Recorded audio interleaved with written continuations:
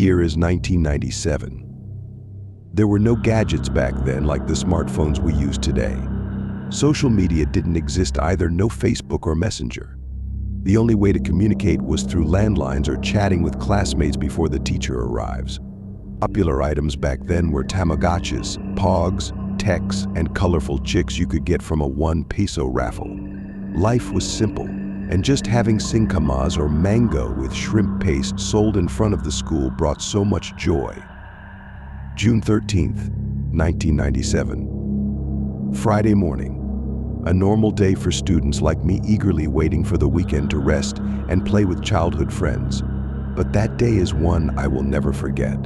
The whole class was busy listening to our stern teacher, Mrs. Tuazon. Her glaring eyes showed frustration as most of my classmates didn't do their assignments. Ma Am was grilling each mischievous classmate one by one, while Kiko dodged to avoid getting hit by Ma Am's saliva.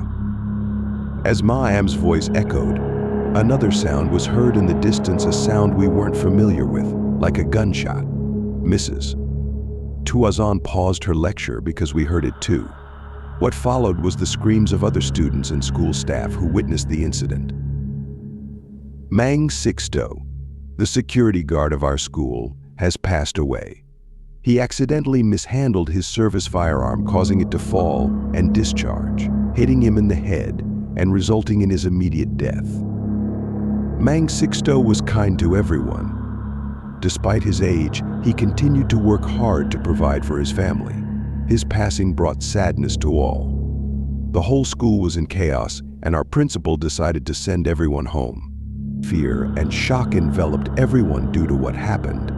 The incident became the talk of the town. I was in grade 4 at that time, and discussions and rumors lasted for days, weeks, months. After a year, it seemed like a distant memory that faded from everyone's minds. I was in grade 5, halfway through my schooling. Some of my classmates had changed, and my schedule was different. Last year I had morning classes, but now we have afternoon sessions.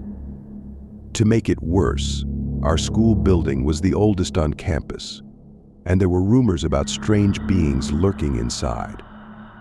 I just ignored them. I was also happy to have new classmates whom I get along with well, because most of my old friends transferred to other schools after the incident last year. We enjoy playing jackstones in the hallway of the building, especially when Ma M Angelis doesn't call us in for her P class, because she's busy selling her cosmetic products to fellow teachers and faculty members. June 12th, 1998. We had no classes that day due to Independence Day, but my group mates and I needed to go to school for an upcoming activity. We had to make props and practice a script for our school performance. We didn't realize it was already dark when we were still at school grounds. One of my classmates couldn't resist nature's call, so she excused herself briefly.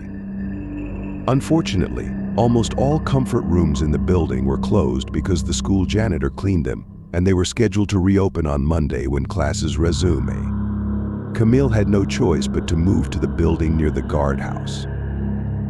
Camille was walking confidently with her headphones on, a gift from her mom in Kuwait, listening to Spice Girls songs when she noticed the guard approaching her. "Where are you headed?"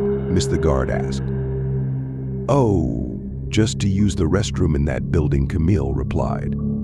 The guard just reminded her to be careful inside because the floor was still wet from the janitor's cleaning. Camille proceeded to the school building. Afterward, she quickly went out and rushed back to our group. She waved at the guard in the guardhouse, who smiled back at her, though his face seemed sad. As she walked back to the building where our group was, Camille was surprised to see another guard approaching her. When they got closer, she teased him, saying, "You're really good at teleporting, huh? Ha ha ha ha."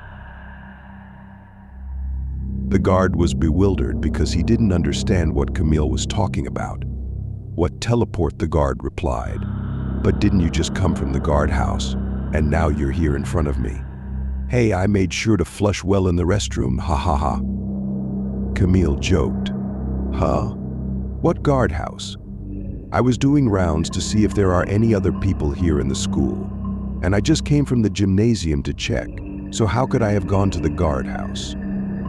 Camille shuddered at what she heard, but she didn't immediately panic and just said, "Oh, maybe it was one of your guard colleagues that I talked to earlier." But Camille really got chills down her spine when the guard said that he was the only guard in the school and had no colleagues or look-alikes. She just ran back to the building where we were because of fear and wanting to go home after what she experienced. Camille, out of breath, recounted her experience to us. Some were scared, while others just laughed at her. But Camille's crying was different because she knew that what she experienced was no joke. She told us to go home.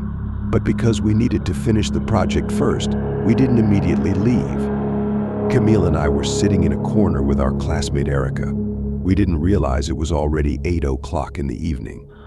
The guard Camille spoke to earlier had come up to remind us that it was getting late to stay on the school grounds. He needed to lock up the school.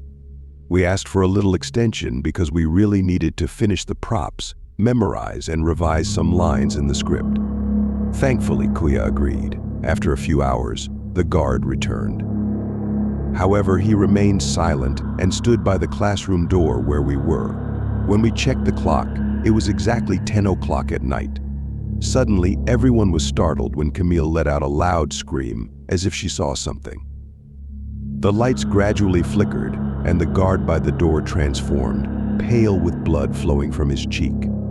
I was equally shocked to see Mang Sixto standing outside, the school guard who passed away last year. Darkness enveloped the entire room, and all we could hear were screams echoing throughout the class.